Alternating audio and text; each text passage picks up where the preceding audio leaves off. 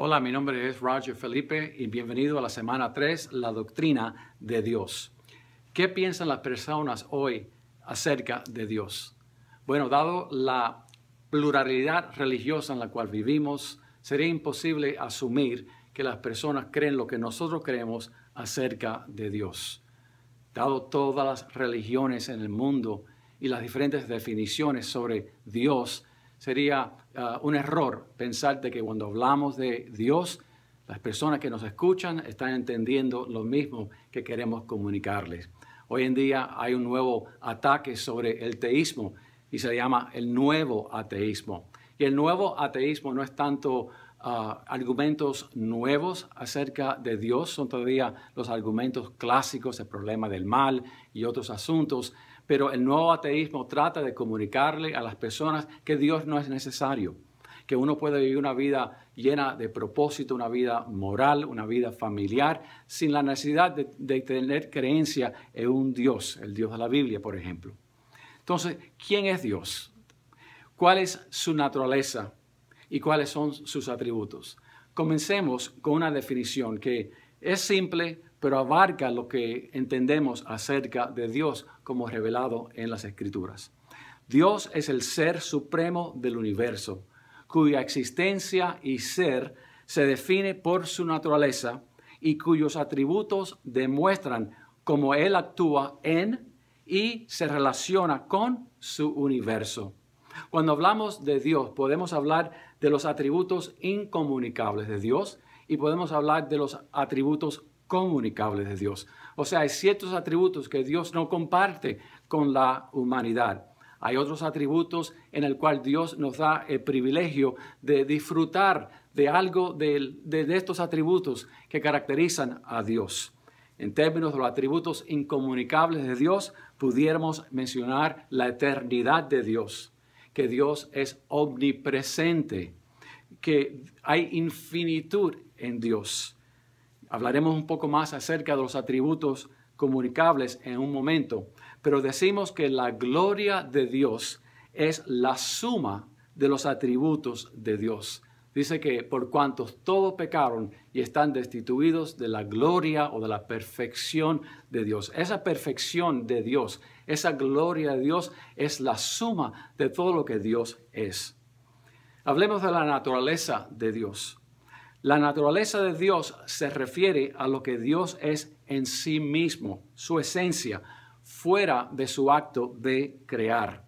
Por ejemplo, podemos decir que Dios es espíritu. Esto está claro en la palabra de Dios. Un texto que habla sobre esto es Juan 5:24. O sea, que Dios es espíritu absoluto, incorpóreo. Dios es invisible, como dice Colosenses 1:15. No lo puedes ver. Aquí una pregunta interesante. En la eternidad, ¿a quién verás? ¿Verás al Dios Padre o verás a Dios Hijo? Piensen cuidadosamente sobre su respuesta. Dios es una persona, no fuerza impersonal, ni tampoco un espíritu universal. Él tiene intelecto, tiene emoción, tiene voluntad. Dios es inmenso, Dios llena todo espacio. El teólogo Berkhoff escribió lo siguiente acerca de la inmensidad de Dios. Él escribió, esa perfección del ser divino por la cual trasciende todas las limitaciones espaciales y aún así está presente en todo punto de espacio con todo su ser.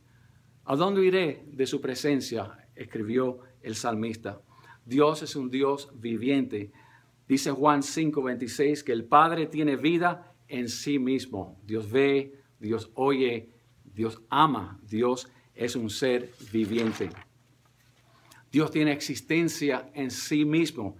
De acuerdo a Éxodo 3:14-15, Él declaró a Moisés, yo soy el que soy, sin principio, sin fin. Tiene existencia continua en sí mismo, libre de actuar como Él desea. La palabra de Dios dice que hay unidad en Dios. Dios es el conjunto de sus atributos. Deuteronomio 6:4 declara, oye Israel, Yahweh, Elohim, Jehová uno es. Interesante esa palabra Elohim. El significa Dios, Dios poderoso. Him es plural en el hebreo. O sea que cuando los israelitas escuchaban que este Yahweh, el nombre de Dios, el nombre del pacto, es Elohim, significa que en este Dios está la pluralidad de todos los atributos necesarios para proveer para sus necesidades en la tierra prometida donde iban a entrar. Dios es un Dios infinito. Dios no tiene límites. Él es infinito. Dice el Salmo 115:3, nuestro Dios está en los cielos. Todo lo que quiso, ha hecho. Hablemos de los atributos comunicables de Dios.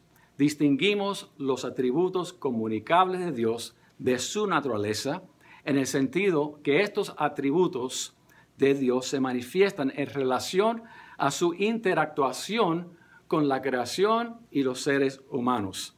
O sea, la palabra de Dios dice que Dios nos ama, Dios es amor. Creo que este es el atributo que más me inspira, me toca y me humilla, dado que reconociendo que un pecador lavado por la sangre de Cristo tiene acceso al Padre, tiene acceso al trono de Dios. ¿Por qué?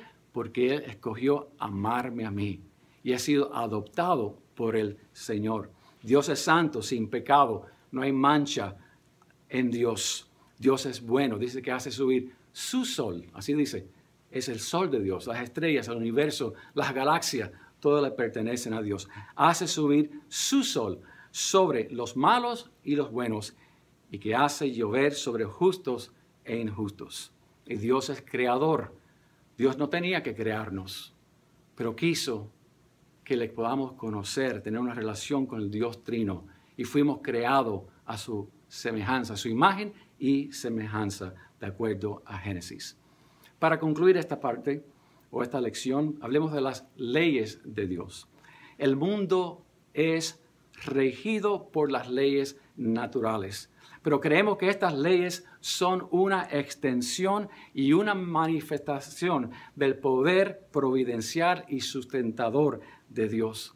Creemos que, por lo tanto, la presencia de las leyes naturales presupone un dador de leyes. Dice Génesis 1:1, en el principio creó Dios los cielos y la tierra.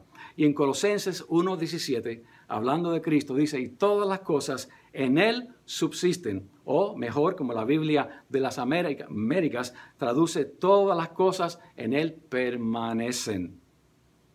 A la misma vez, reconocemos que también existen leyes espirituales. Como dice Eclesiastés 3:11, que Dios ha puesto eternidad en el corazón del hombre.